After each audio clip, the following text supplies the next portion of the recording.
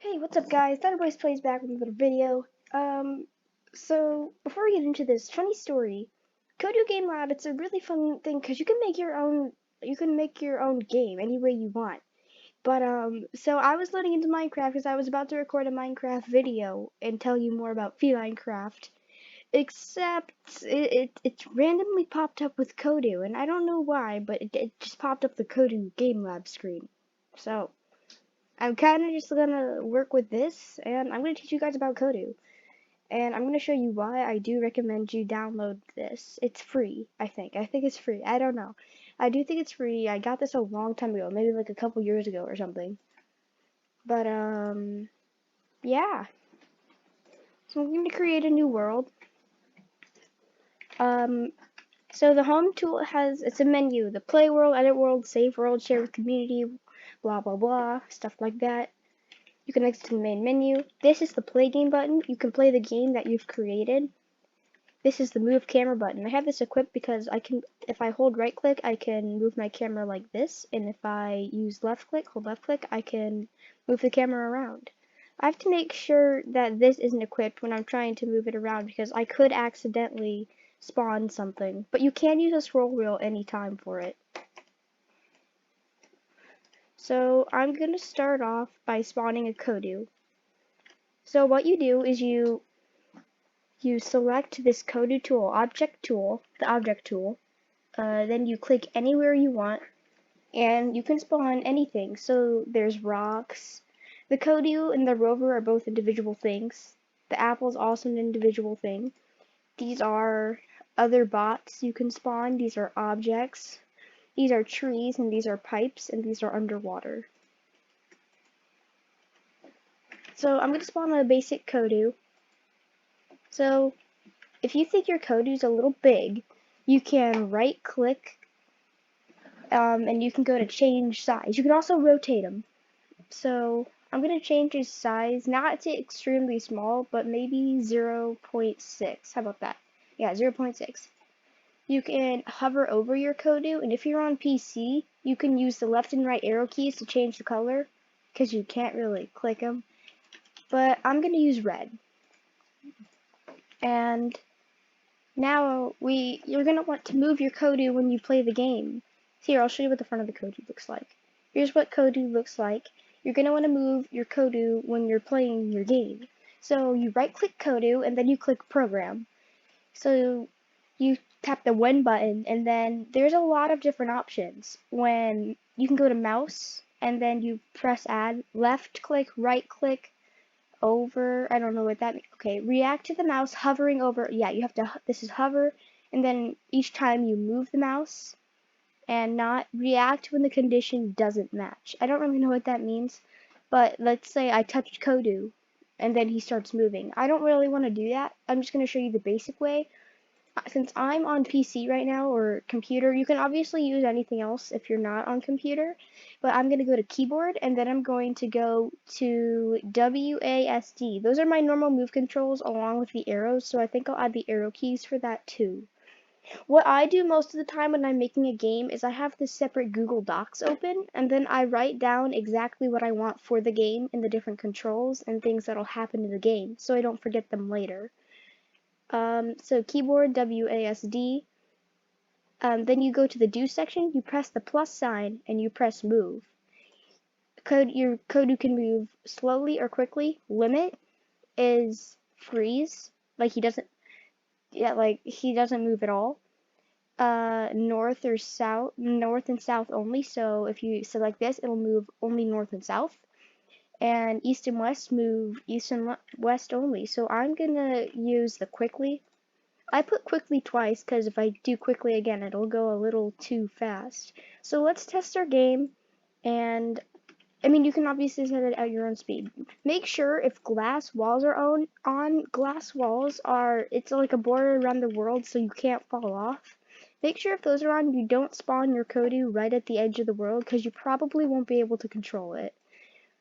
Which is why I'm going to drag him around. Okay, there we go. So now I'm going to play my game. I can use WASD to move, but what I don't like is how it's still moving a little even when I'm not touching my keyboard. So to fix that, you can right click your Kodu with the object tool selected, and then you can go to change settings. I think it was the friction, because the friction's down here somewhere. Yeah, the friction, you want to make it go all the way up. If it's all the way down, it'll definitely slide a lot. See, he doesn't really slide. I mean, he slides a tiny bit when I'm not pressing my keyboard, but other than that, yeah. So this is how you move your Kodu. Oh, just so you know, guys, this is the tutorial on how to use Kodu. I think I'm gonna make a series on how to make a Kodu Game Lab game. It's really fun. So there's more to do than just program Kodu to move. So we're gonna right-click Kodu and press Program, and then you can make your Kodu shoot little missiles. So how about when keyboard? Oh wait, not keyboard. You can make it keyboard, but I don't like doing keyboard. In normal games, like it's left click to attack. When left, ooh, I've never seen these before. I think these are new. Okay, do shoot, and then you can choose the type. It wants. I think this is random, so this is combat then. Vanish, stun, knockout, squash, boom. I like using blip, and then I'm gonna use random. So now, if I play the game, I can press left once and it'll shoot one little blip. But if I hold left click, you can shoot them all over the place. It's honestly really cool. So you're probably like, yeah, it's the basic stuff. We want to get into advanced stuff. This is just going to be the basic tutorial. I'll make an advanced tutorial for you guys. But yeah, for now we're going to stick with this basic stuff. So this is the paint tool. You can select the paint tool. It's called the ground brush. Paint, add, or delete ground. You press this is like, you can paint in a circle. You can like do, it's one of these things, those stretchy things. Oops. Don't want to do that. Oops. Dang it. This is why I like using the square. You can mess around with those tools like that, but I don't really do that. Oh, by the way, so when you have the paint tool selected and you accidentally make a mistake, you can hold right click and it'll get rid of them. So on your keyboard, the brackets, wait, I don't think that worked. Hang on, something earlier, it was working to make it size down, but I forgot how to size it down. Anyways, there's a way to size it down, but I'm just not going to do that right now. I think this is an undo button. Oh yeah, there's an undo button. Okay, so to paint it, you can scroll through all of these different types of blocks here. I think I'll use this one, because it looks really cool. Okay, yeah, there are flashing lights. I should have put that. It's a little flashy once you start, or once it's over something. Let's see. So I'm gonna try my best to cover the square. There we go. Your brush, when you first start Kodu, it'll be normal sized. Oh, I don't know what that was. Okay, wow. Okay, so now, oh, also, on this side, you can make a giant game if you want to, but I do suggest making different levels or different worlds for that game, because you can only have so much in a certain world. Once this meter is fully red and filled up to the top, you can't add anything else. And the game, yeah, basically that's what happens. So, we're gonna add another bot for Kodu to shoot. Let's add like the rover or something. We'll make it giant for him. Don't want to make it that big. Let's see, maybe it'll be like a giant alien. Then I'll rotate him.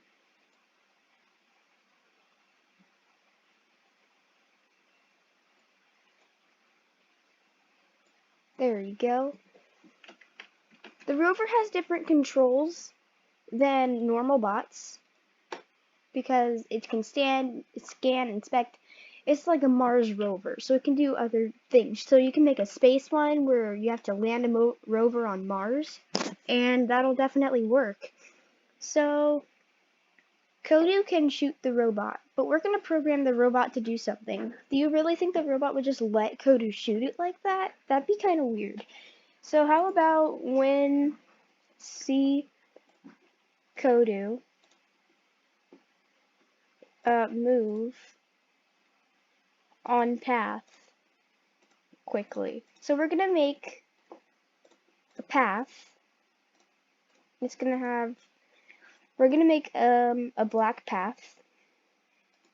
You should still add, okay, no you can't. So we're going to make a black path using this tool right here. So, oh, see, I already made a mistake. You don't want to do that. So I'm going to real quickly, so the rover can move along the path then. I think the rover's actually pretty slow, if I'm not mistaken. Dun, dun, dun, dun. So once you're gonna want to connect your path at the end, and it's gonna be, hang on, it'll be a black path. There you go. Nope, don't do that. Okay, there we go. So now there's a path for the rover to move along when he sees Kodu. So, because Kodu's gonna try to shoot him. So let's play the game and see what happens. Why is my blip not working? Hang on. It's not letting me shoot.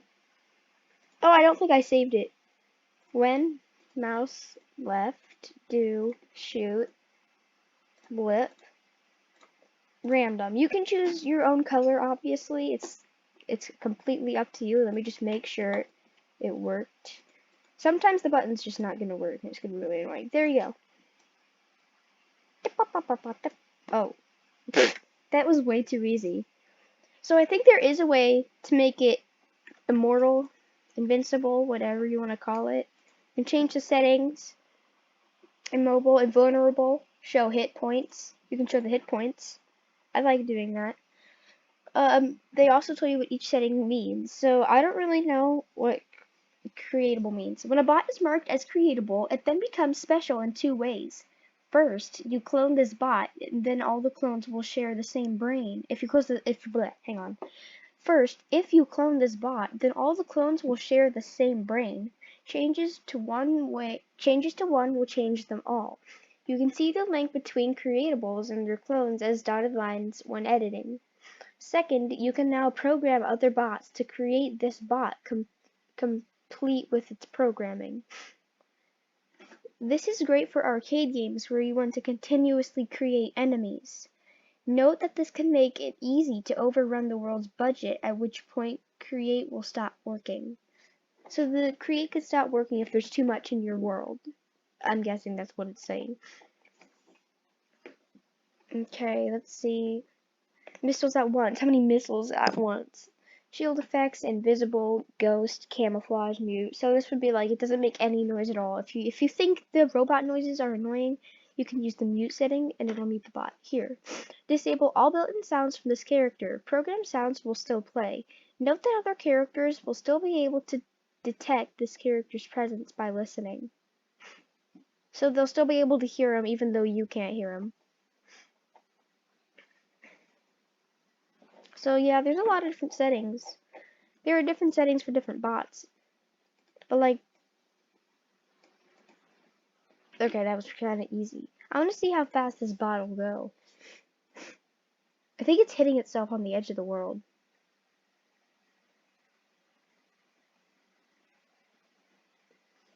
So yeah, this is the Kodu basic tutorial. Oh my gosh. Yo, that's kind of sick. It has a health bar. Anyways, this is the Kodu basic tutorial for creating like this a little basic shooting game. I'll get on with the advanced tutorial.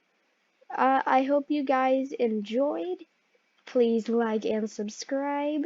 My goal is 50 subscribers. I'm pretty sure I'll stop asking at 50 subscribers, trust me. Thank you guys so much for watching. And see you later with another ThunderBlaze video. I don't know how many videos I post in a day. I'm just gonna post at random times. I'm gonna work on the advanced tutorial. Thank you guys so much for watching. See you later. ThunderBlaze out.